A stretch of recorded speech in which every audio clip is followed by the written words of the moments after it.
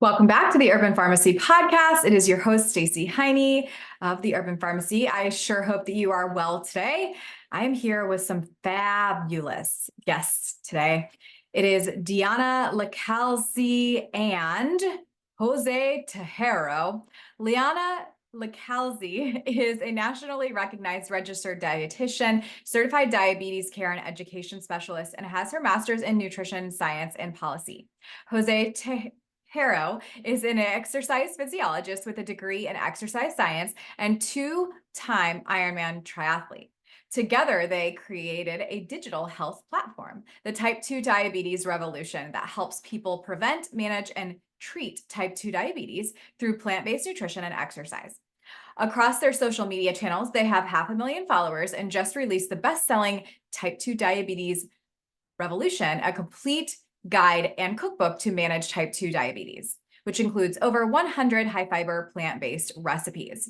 You're going to love this episode. It is so inspiring, and I loved getting to know Diana and Jose. But before we get into it, I want to invite you on a business venture.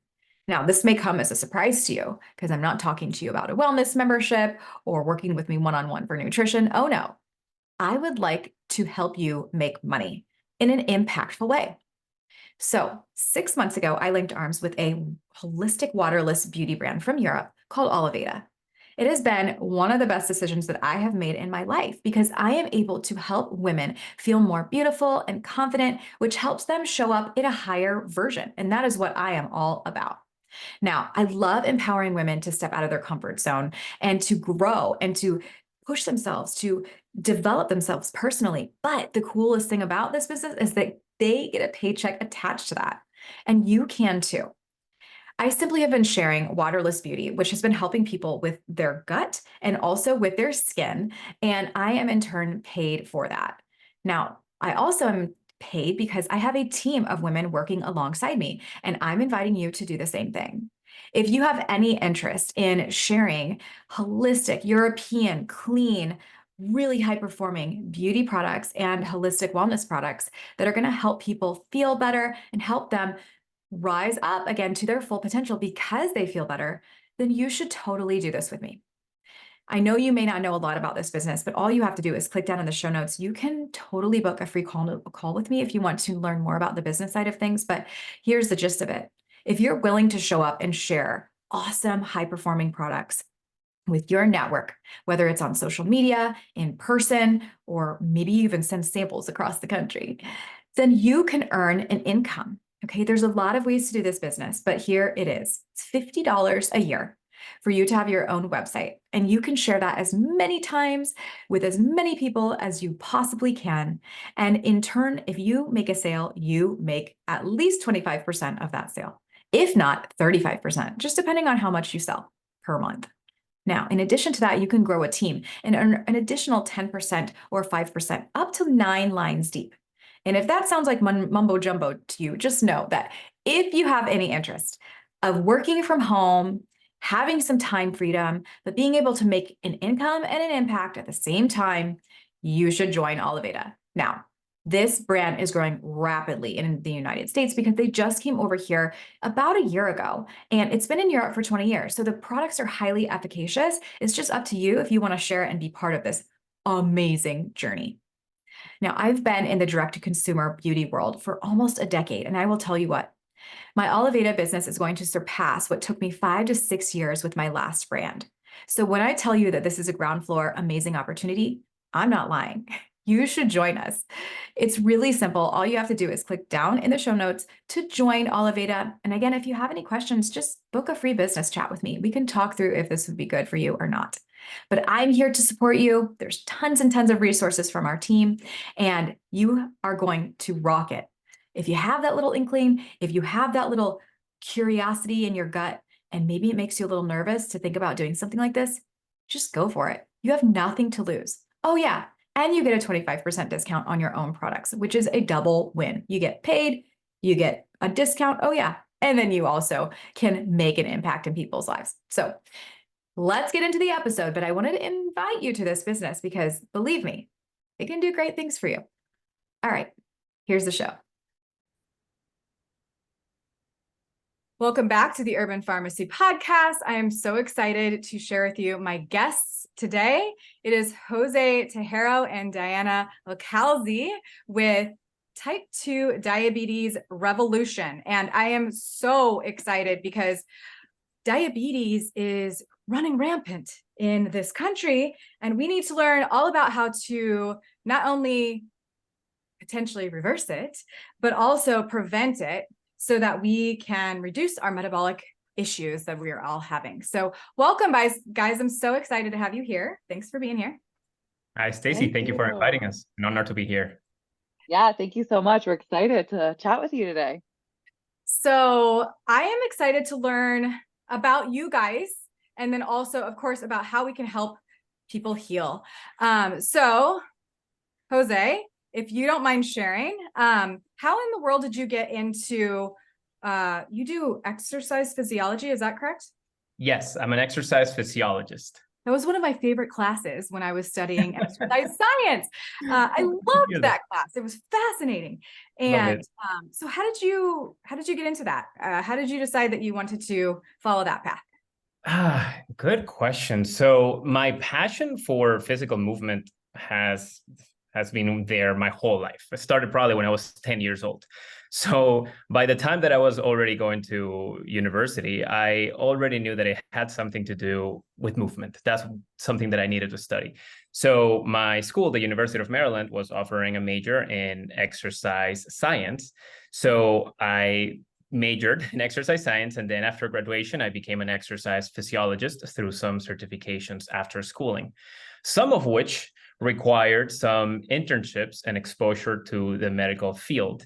And that is basically how I got introduced to type 2 diabetes and plant-based nutrition. And I can get into the story more about that, but that is basically the summary of how I got into this field. Cool. And what about you, Diana? Oh, you're muted. Hi, sorry about that. No worries. So I'm a registered dietitian, and I'm a certified diabetes care and education specialist. So, which is just an extra specialization within the diabetes space. And I kind of always knew I wanted to really specialize in diabetes once I became a dietitian. I've always been very passionate about nutrition, and type 2 diabetes runs in my family. So I've seen a lot of my family members actually struggle with this illness. And so it was from the start that I kind of knew once I became a dietitian, I wanted to really focus on diabetes specifically, especially as I learned how much of an impact nutrition really has on not only the prevention of diabetes, but also on with the treatment of it and really helping to prevent the complications associated with diabetes. So I went to, obviously I had all the schooling to become a dietitian. I worked in different healthcare settings. I worked in inpatient, I did some outpatient, and it was actually during that experience, I realized how awful the healthcare system really was, especially with treating this patient population. Like even myself as a dietitian who is supposed to help someone make nutrition changes, I was only allowed to see my patients once every 3 to 4 months for 20 to 30 minutes at a time. Those were our follow-ups. We did get an initial appointment of 45 to 60 minutes, but I mean, that's just really hard it's not enough time to make significant changes. It's not enough time to help someone really make those lifestyle changes that is needed to tackle a potentially life-threatening condition like type 2 diabetes. So I decided to leave the healthcare system, start my own private practice, and that's when I was able to work one-on-one with patients with type 2 diabetes, and I really liked that. I liked that I was able to dedicate more time, more energy, and really make more of a difference in these people's lives. But I still felt like I wasn't really doing enough. I mean, like the numbers are astronomical, right? Like, so it's really a huge problem. I think it's like over 100 million people now either have pre or type 2 diabetes just in the United States. And so I turned to social media and started educating people on there and loved that. I loved being able to put free content out there and just provide some good resources for people. And that's actually how I met Jose. It was through That's Instagram. what I was going to ask next. Okay. Yeah. we met on Instagram. He was doing something very similar. We were both educating about nutrition, exercise in the type 2 diabetes space. And one thing that we really had in common was our love for plant-based nutrition. And we both really saw the power of this diet in both of our practices and experiences. We saw how effective this type of dietary pattern had on not only diabetes, but it's with so many chronic illnesses. And so we just had so many things that clicked. Like our missions clicked, our goals, like everything aligned. And it was like the universe was like we were meant to meet each other and like find each other through Instagram. And we decided to join forces and we created Type 2 Diabetes Revolution. And so we offer all these different online programs where people can learn about nutrition, especially plant-based nutrition. They can learn about exercise, and they can use this information to really tackle the underlying cause of type 2 diabetes. That's really our focus. We want to help people tackle the root cause of diabetes and not just manage the symptoms associated with diabetes. Which is what probably led you into what you're doing now, because you were managing so much and you really want to be part of that prevention. I love that. So thank you so much for sharing, guys. Okay, so here's the golden ticket question. What is the root cause of type 2 diabetes? And well, I guess I could backtrack, but we'll do that one first, and then I'll ask you another one about the different types of diabetes. I can go ahead and answer that question. And if your next question is going to be the different forms of diabetes, I'll go ahead and just bake this in there. Okay. So diabetes is an umbrella term to describe elevated blood sugar levels, chronically elevated blood sugar levels. And within that diabetes umbrella, you have type 1 diabetes, type 1.5 diabetes, you have pre-diabetes, you have type 2 diabetes, you have gestational diabetes, and so on. Type 1 and 1.5 are the autoimmune forms of diabetes, right? Where your immune system is attacking the beta cells of your pancreas, they die out, they eventually stop producing insulin, and then type 1 and 1.5 diabetics need to inject insulin in order to maintain their blood glucose levels in proper ranges. Now, pre-diabetes and type 2 diabetes are known as more of a lifestyle disease, a lifestyle condition. And at its root, they have something known as insulin resistance, which is basically when our cells become unable to respond to the signals of insulin. And insulin is a hormone that acts like a key that goes around knocking on the doors of the cells so the door can open and then glucose can go into the cell to be used as energy. When insulin resistance develops, these keys don't open enough doors so glucose cannot go into the cell. Hence, it stays circulating the bloodstream.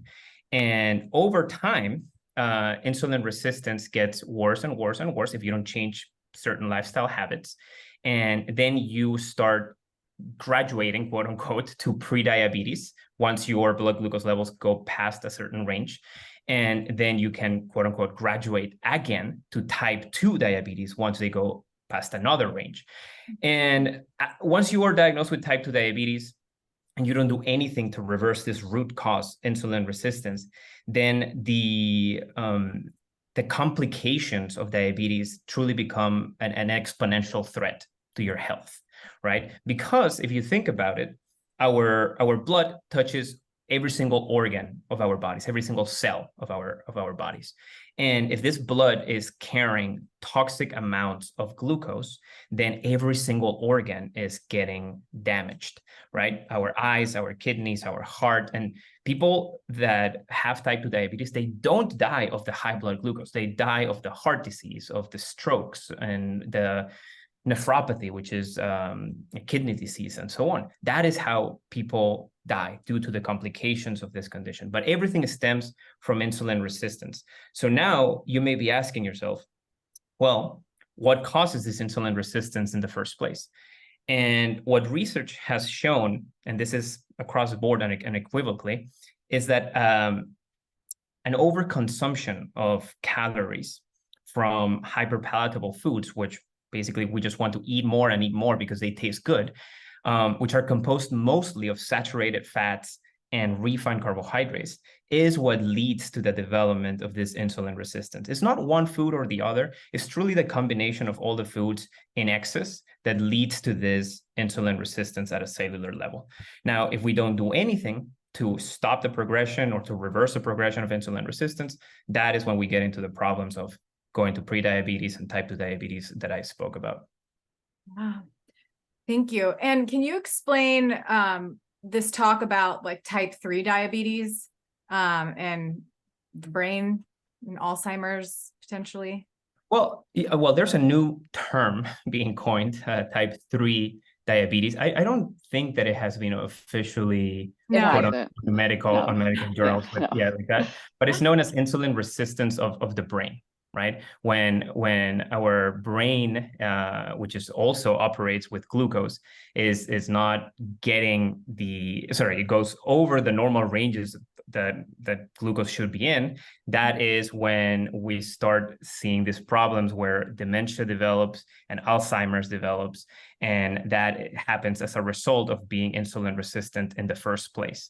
But honestly, I haven't done that much research about type 3 diabetes and that pathophysiology behind it and what is exactly causing it at a cellular level in the brain.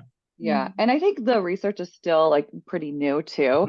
I think like even I mean, that there's a reason why it's still not officially coined as type 3 diabetes, is because while insulin resistance may play a role in the development of it, it is definitely not the only cause of dementia and Alzheimer's. And there's still so much more that goes on there that leads to these really sad illnesses. Yeah. And what are some of the lifestyle? So we know some are autoimmune. Like, let's focus mostly on prediabetes and type 2 diabetes then, because these are the ones that we have the most control over. And I guess you'll probably weave in a little bit about type 1 and type 1.5 in regards to insulin sensitivity. But like, what do we do? We're going to get into diet in a minute. What can we do outside of diet to help support the prevention of and potential reversal of the lifestyle related diabetes? I mean, outside of diet, I'll let the exercise physiologist talk. Yeah. So the truth is that insulin resistance is multifactorial. Okay, so multiple factors affect the development of insulin resistance. Diet is definitely the biggest contributor. Then you have physical inactivity, being sedentary. Then you have stress levels. They also play a role. Your sleep patterns, hydration levels, environmental toxins, environmental factors. So it's multifactorial, truly. But since we eat multiple times a day, like breakfast, lunch, dinner, desserts, snacks, drinks, you name it, it has the biggest effect when it comes to the development of insulin resistance. Now, outside of that, you have physical movement. If we don't move our bodies enough, we are not using our muscles to the extent that we should in order to uptake all of that glucose that it's in our bloodstream. So maybe I should take a step backwards and tell you that our muscles basically are like glucose vacuums. They love sucking up all of that glucose from the bloodstream in order to use it as energy. So when we move our bodies, when we go on walks after our meals, when we do resistance training, which is lifting weights, our muscles basically turn up the suctioning power. And that is when all of that glucose goes into the muscle, starts being used as energy, and then our blood glucose levels go back down to a normal range. On top of that, you have the beneficial effects of creating a negative caloric balance. When you move your body, you're spending calories, right? And if at the end of the day, you end up spending more calories than what you consumed, or basically spending the same amount that you are eating, you're going to stay either at a maintenance caloric level, not gaining or losing weight, or you're going to be losing weight, which is what we're looking for. We're trying to strive a maintenance level on our calories. If we consume more calories than we are spending by consuming hyperpalatable foods, by being sedentary and so on, then that is when we have the problem of putting weight on. And usually the first cells of our bodies that are going to start accumulating fat is first our adipocytes, our fat cells, but then they become saturated. There's a threshold that they reach, and beyond that, these fat cells basically start spilling over the fat that they're supposed to hold on into them, and this fat starts going into our muscle cells and our liver cells that are not supposed to store high quantities of fat. And that truly is the root cause of insulin resistance. When these tiny fat deposits known as intramyocellular lipids start accumulating in high quantities in our muscles, that is when this insulin signaling disruption starts.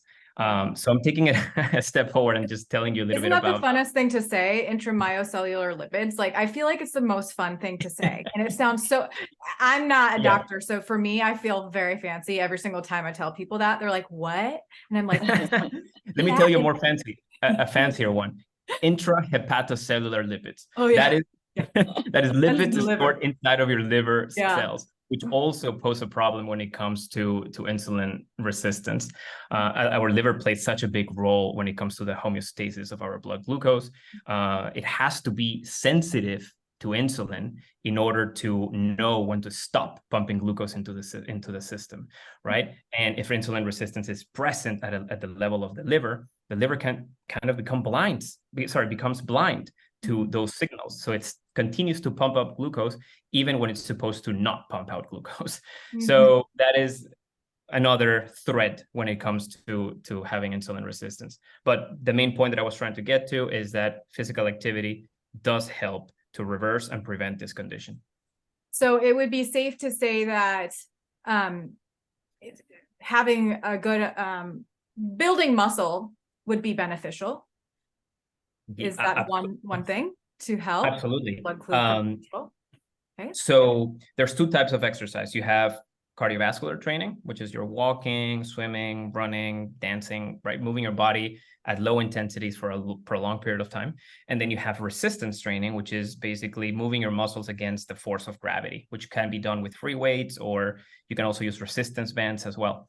And what that does, it builds muscle mass and muscle tone. And the more muscle that you have, the more glucose that you can burn at any given time, not just during exercise, but even at rest. If you have more muscle, you're going to be able to burn more glucose. So people with more muscle mass are able to prevent the development of type 2 diabetes. And this is also one of the reasons why we see more cases of type 2 diabetes after the age of 45 and 50, is because people start losing muscle mass if they're not performing resistance training.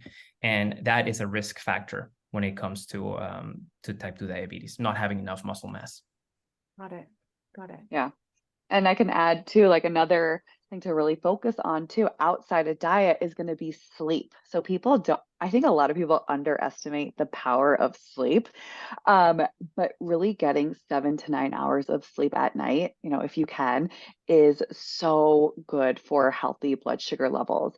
I mean, there's really great evidence now that shows that poor sleep patterns can really impair glucose metabolism and lead to higher blood sugar the next day. And that's just with like one poor night's sleep. So for example, if you were to sleep pretty poorly, and get less than 5 hours of sleep one night, and you eat, let's say, a piece of fruit, you're likely to have a much higher blood sugar response to that piece of fruit if you were to have slept a full 8 hours of sleep. So it's just really fascinating how much of an impact sleep really does have on blood sugar levels. And so we tell people all the time, really, really focus on making sure you're getting enough sleep every night if possible, and also making sure you have healthy sleep patterns as well. Hey, before we get too far into this episode, I wanted to be sure that you know about my new favorite waterless beauty brand called Oliveda.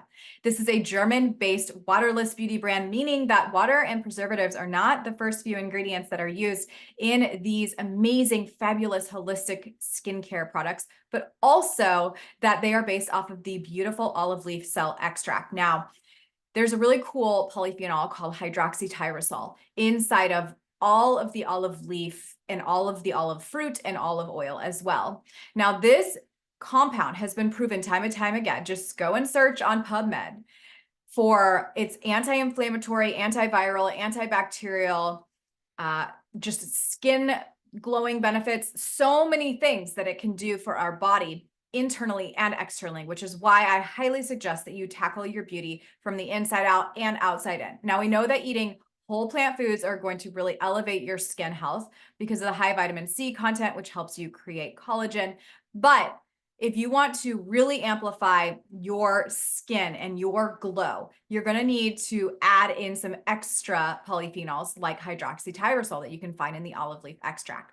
I personally am taking the Camu olive leaf extract every single day. Plus, I'm drinking either the matcha or the olive mushroom coffee that also has olive leaf in it. So I can get at least a double dose of internal support for my gut, for inflammation, and for so much more. And then if you don't notice my skin glow, look at it now. My skin has really, really changed over the last several months that I've been using Oliveda. I cannot say enough good things about it. Again, it's European-based, clean, safe, and highly, highly effective. If you want to shop, you can just click the link down below. And if you take the quiz, you will get a free full-size eye product if you purchase 2 of the recommendations. That's really helpful to know. And also, it affects your mood so much, right? So like people are like, oh, I didn't get very much sleep. I'm just like in the worst mood, or like I can't, handle my emotions. Probably has a lot to do with the blood sugar being out of control, right? And does stress have anything to do with diabetes? Just stress levels in general? Chronic stress, absolutely. So there's acute stress, but then being chronically stressed due to, let's say, your work or your family life, finances, whatever, and you're chronically stressed every single day, that is going to lead to your cortisol levels to be elevated. And cortisol is a hormone that tells our liver to start pumping out glucose into the system, right? So if your cortisol levels are not within normal ranges, you're constantly going to have elevated blood glucose levels. And if on top of that, you are not eating the correct foods and you have insulin resistance at a cellular level, then all of that glucose that it's being pumped into the bloodstream is not going to have a place to go. And that is why, you're going to have chronically elevated blood glucose levels by chronically being stressed. Mm-hmm. Props to you, by the way, Stacey, for being on a treadmill right now. Don't think I haven't done. Great job. Great job being on a treadmill. I'm kind of lazy otherwise. So when I have interviews or I'm with clients, I'm like, oh yeah, I'm going to move my body because I'm trying to do all the other things. So thank you. Yeah. I'm walking a little slower than usual. Usually I'm like bopping up and down, and actually somebody commented on YouTube and was like, stop bopping. And I was like, okay, well, anyways, I got to do what I got to do. Okay. I got to improve my insulin sensitivity. That's your answer. Yes, I definitely do. Especially after all the rice that I had this morning, okay, we're doing what we can. Anyways. Okay. So I have a question for Diana, and then Jose, you can totally chime in if you'd like. I have people in my life with both type 1 and type 2 that are definitely eating more of a carnivorous diet. And oh my goodness, what do you know? Their blood sugar has dropped, and it's just the solution for them.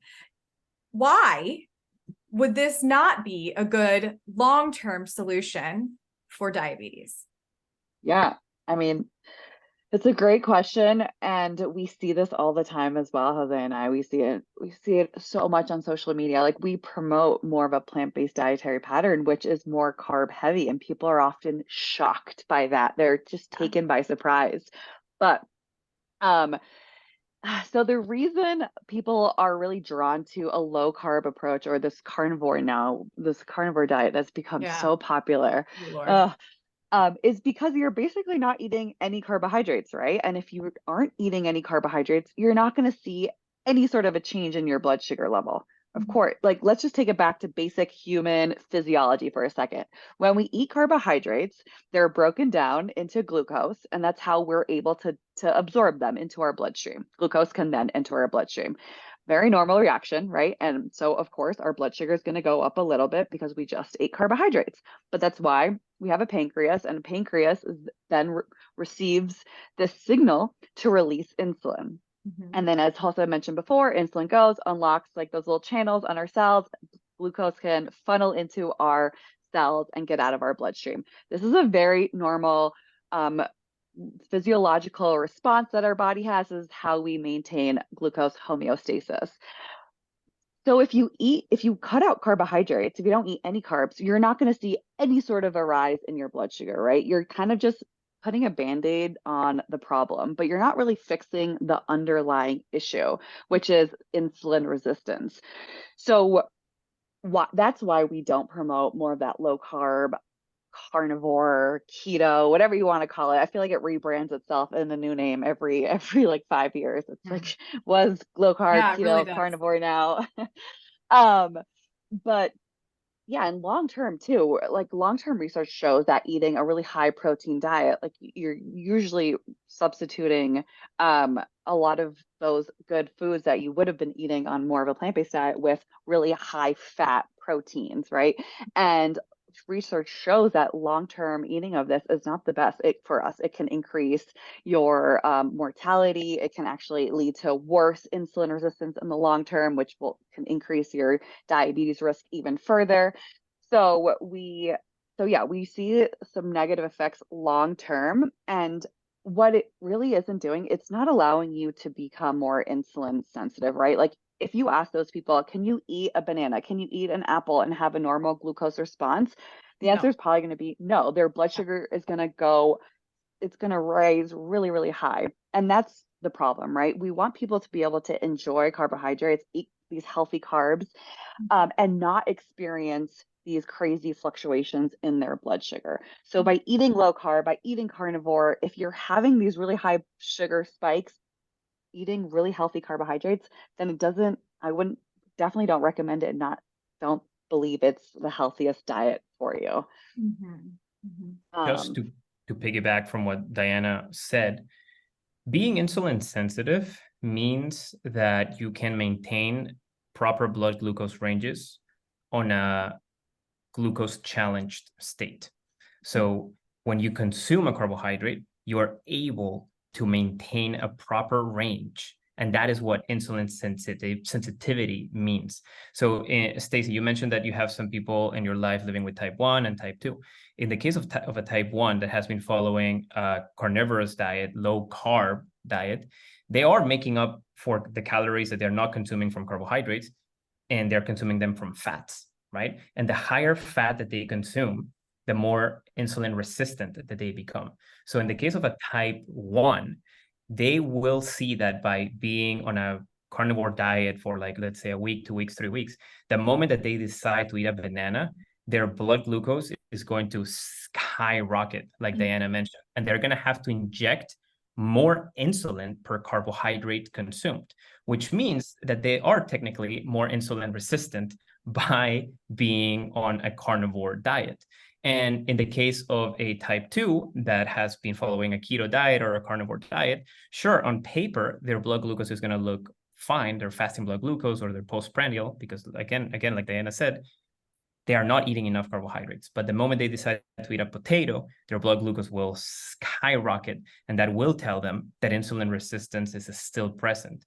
Also, they have to choose the approach that they want. Like if they want to be on a low carb diet for the rest of their lives and completely avoid carbohydrates forever, fine, maybe that works for them. But for somebody that likes fruits and that likes whole grains, then that is probably not going to work for them. So why not follow an approach that has been shown to increase your insulin sensitivity, which is going to make you insulin sensitive on a glucose challenge state. So you can eat all of these fruits, all of these carbohydrates, whole grains, beans, legumes, nuts, seeds, without seeing crazy blood glucose fluctuations. Thank you for that. Now, of course, we all love the plant-based approach, the plant-forward or plant-predominant or plant-exclusive approach. And but I would like to pick your brain here for people who are listening to this that really want to increase their insulin sensitivity. but don't want to give up animal products completely, what would be their best approach for them?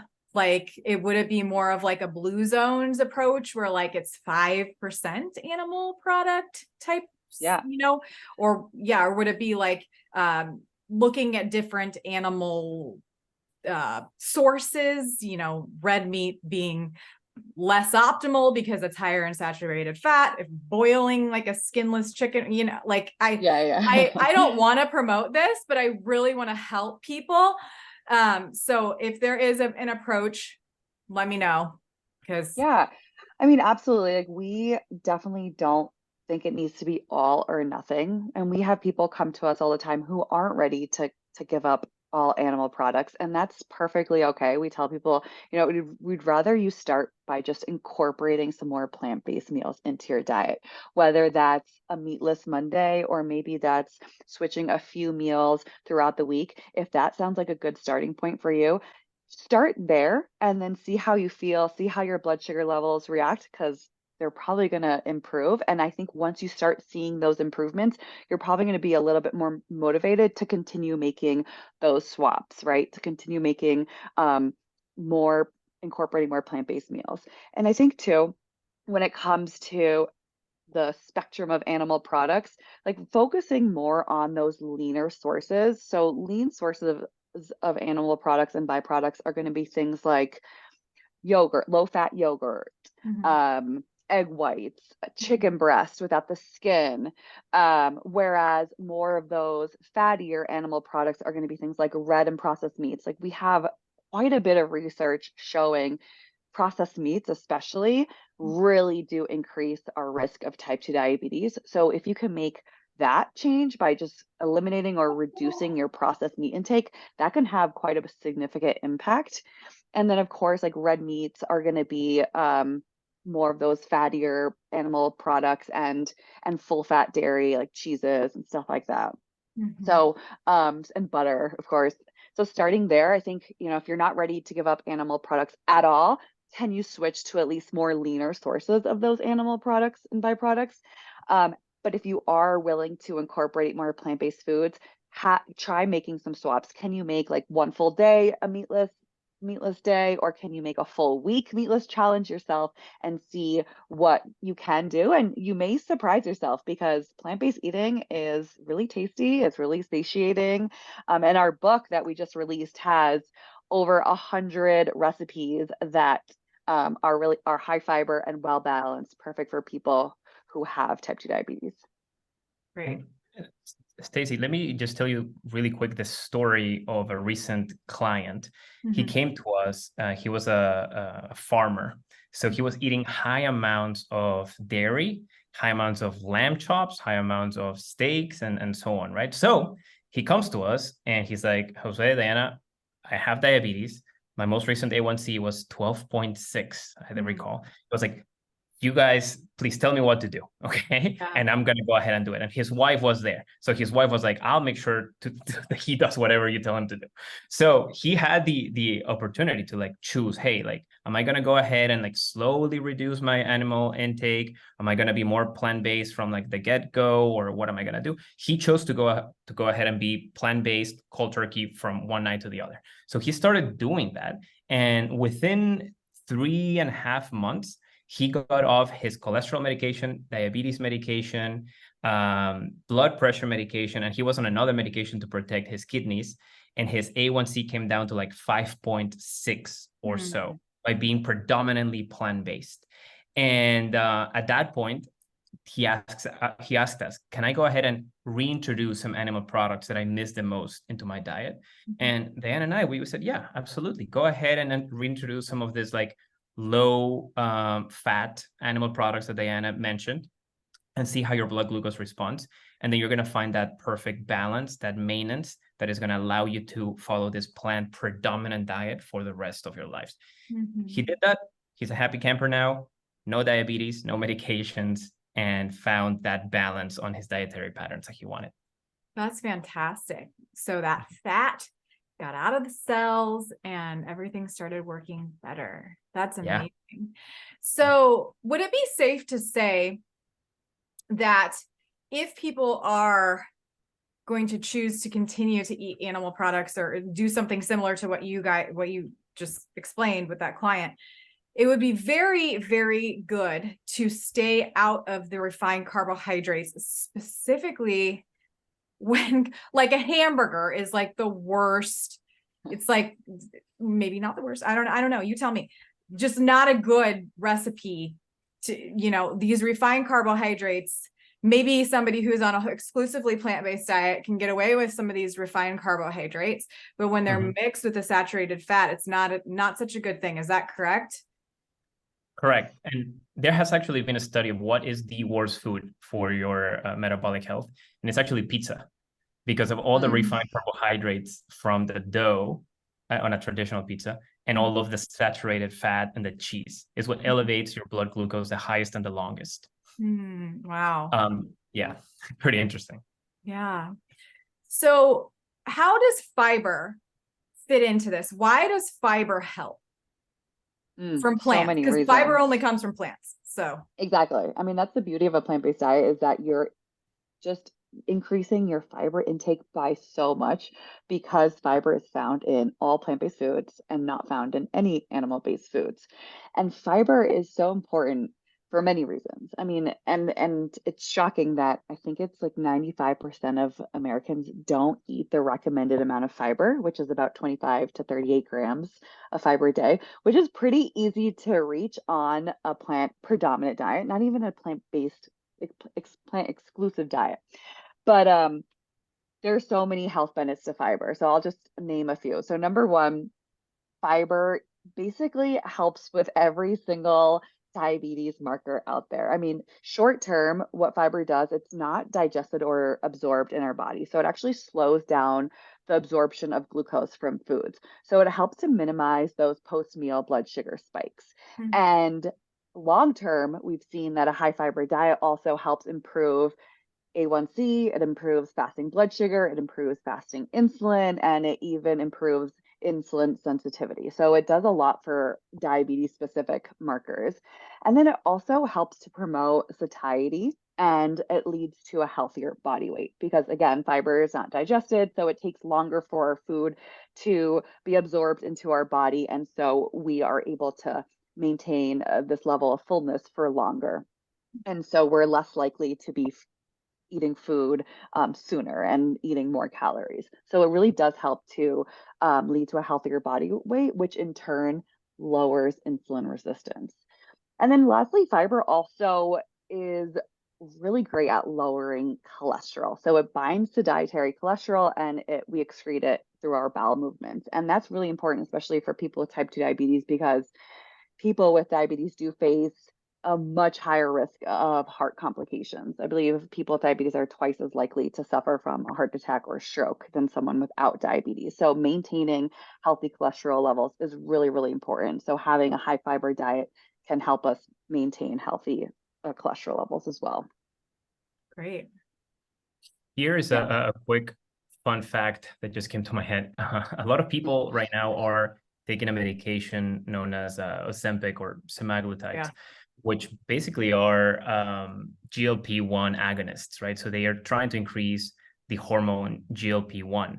And little do you know that by increasing your fiber intake, you can naturally increase this hormone GLP-1, because fiber feeds your gut bacteria that then makes short chain fatty acids as a result of this fermentation.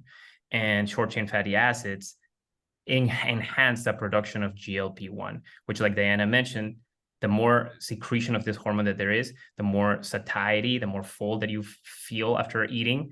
And it also enhances insulin secretion. So it's a natural way to do it without medications. Of course, not to the extent of a medication, but it's a natural way to combat these cravings that people have. Wow, fascinating.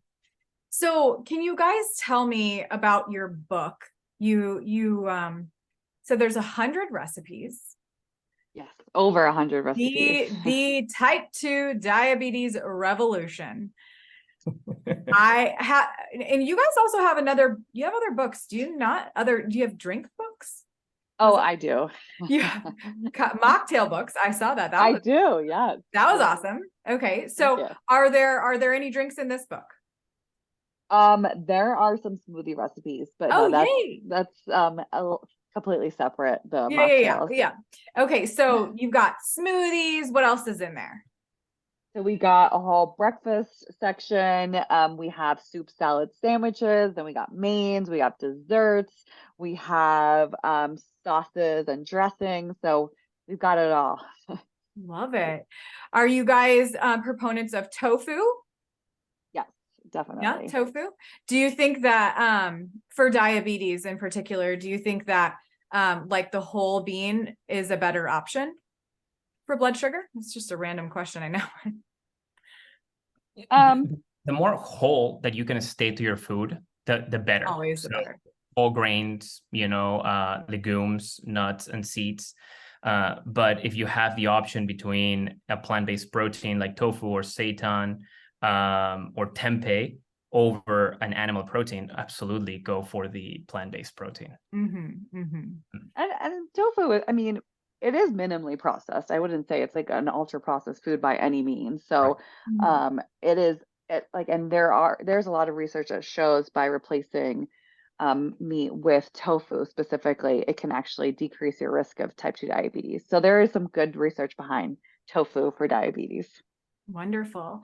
And so in the book, is there also education so that people can kind of learn about how to prevent this not good disease?